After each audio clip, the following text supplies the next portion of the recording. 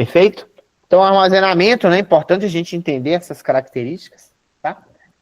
A gente fez os exercícios, a gente fez todas essas etapas, tá? A gente só não fez a entrega ainda, que é o gerar os dashboards. A gente fez todas as etapas anteriores. Quer dizer, ainda faltam algumas etapas, né? Ainda falta fazer a camada medalhão, né? Porque a gente fez as zonas, né? Route, Procedure Refine, a gente vai construir a camada medalhão assim que a gente adotar o Delta Lake, né? Porque a camada medalhão ela é usada quando você tem Delta Lake, tá? A entrega, né? Que é basicamente disponibilizar o dado para análise e consumo, que é você gerar lá o Data Mart, que seria a camada Gold, né? Para quem gosta aí desse sistema medalhão.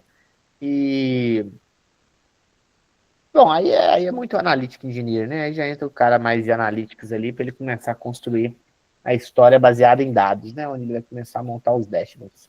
Se vocês olharam, né, no Metabase de vocês, nos exercícios, tem lá os dashboards, tanto do transacional quanto do dimensional, tá? Se vocês observarem ele meio que conta uma história, né? Obviamente que eu não consegui traduzir muito perfeitamente, né, esses dashboards, porque eu não tive esse tempo todo, tempo disponível, mas o básico ali deu para eu fazer, né? Então, eu desenhei um gráfico simples, né, para contextualizar ali as vendas ou os clientes, depois a gente entra em mais profundidade. Em gestão de dados, né? Aí é muito comum as pessoas perguntarem como que eu faço a ingestão de dados, né? O que é a ingestão de dados como um todo? Na prática, a ingestão de dados é qualquer coisa que eu quero colocar no meu data lake, que eu vou fazer essa ingestão, inclusive de arquivos, PDF, e-mail, aí depende de como você vai fazer a captura disso, tá? Então, a gente pode capturar os dados que vão ser ingeridos via API ou webhooks, né? Ou seja, eu posso ter uma API que eu bato lá uma requisição e pego a informação, ou pode ser um webhook, né? Que é algo que vem até mim e me entrega, né? Vem para mim e fala, ó, chegou alguma coisa nova aqui, tá aí dentro do seu data lake, tá? Por exemplo, algo próximo do stream ali. Aí eu tenho ali o CDC, né, que é o Change Data Capture, que é o que faz a captura do log transacional e leva para o Data Lake, tá? Isso é conhecido, é chamado dessa técnica, né, Change Data Capture, que é a captura da mudança do dado, né, que vai monitorar os logs de transação ali em tempo real. Aí eu tenho ali o streaming em tempo real, né, do encode. Poxa, que interessante. Encode.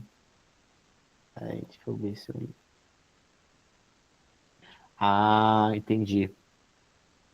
Entendi. Na hora que foi rodar o script de inicialização. Boa, Jorge. Muito bom. Muito bom. Beleza.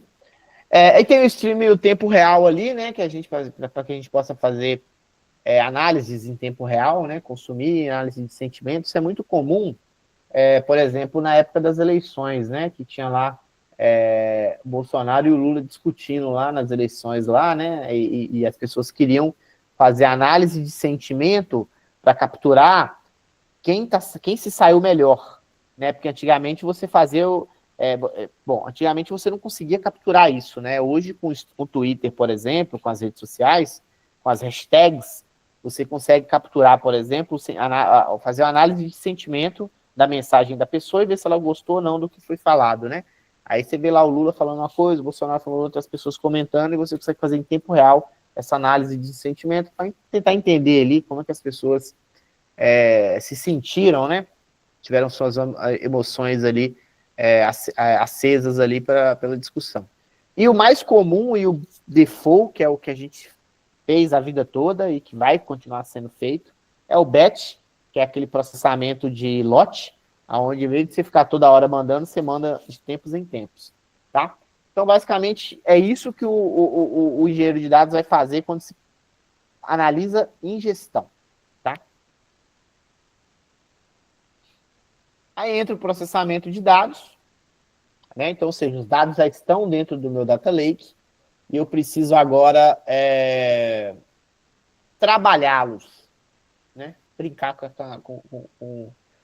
esse cara. Então, eu tenho ali um processamento de batch, né? Que aí eu posso usar o Spark da vida para poder fazer um processamento de grandes volumes, né? Ideal para quando eu quero fazer algo mais complexo, tá? Normalmente D-1 na maioria das vezes, tá? Aí eu tenho para processamento de streaming, né? Eu tenho ali os sistemas ali, como é o caso do Flink e o caso do Kafka, são serviços, né? São ferramentas ali que foram desenvolvidas para tempo real, para responder de forma rápida, né? Imediatamente, quase. E ele é perfeito para, por exemplo, um dos exemplos que eu dei, né? Do análise de sentimentos ali. Ou, por exemplo, para você, vou dar um exemplo de uma empresa que trabalha com segurança de carga, né? Então, eles têm ali o rastreamento em tempo real do motorista, então eles conseguem ver em tempo real o que o motorista está fazendo, velocidade do veículo, se ele parou, se ele não parou, se ele está ofegante, se ele está acordado, se ele está dormindo, etc, etc, etc. E você tem várias técnicas, né, que você pode utilizar, né, para ajudar ali na paralisação, no melhor desempenho do processo. Porque vocês vão perceber que um dos maiores segredos do engenheiro de dados vai ser literalmente otimizar processos, tá? Vocês vão pegar, por exemplo, vou dar um exemplo de um processo recente que a gente fez ali em Machine Learning Engineer, que a gente tinha uma Future Store, que o processo dela demorava 6 horas. 6 a 7 horas, dependendo da volumetria da entrada, né? 6 a 7 horas. Ela tinha mais de 36 mil colunas. Futures, né? Colunas. Aí a gente olhou para aquilo e falou, gente, não faz sentido. O modelo está usando só 6 colunas. Não tem por que estar usando 36 mil colunas. A gente foi lá e removeu as colunas dessa feature e o processo passou a rodar em 40 minutos. A gente teve um ganho anual de $45 mil de processamento. A gente economizou melhorando esse processo. Então, assim, esse vai ser o trabalho do futuro para a maioria dos engenheiros de dados. É você melhorar o processo a ponto do serviço ficar barato.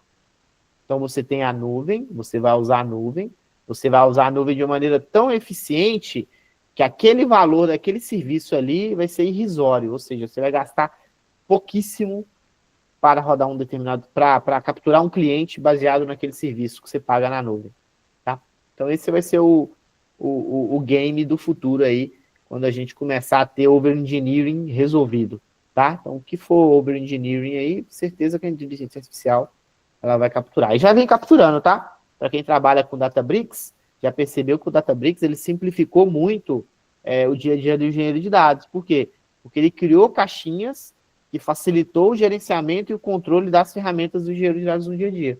Então, ele criou uma estrutura que já centralizou os metadados, então você já tem uma governança centralizada, e pelo fato de você ter uma governança centralizada, você já tem o lineage dela, então você já tem a rastreabilidade de como começou o dado e onde ele foi parar, quem acessou, por que acessou, o que aconteceu. Você tem uma separação de ambientes, aonde você consegue cobrar o processamento de uma tarefa individualmente por área.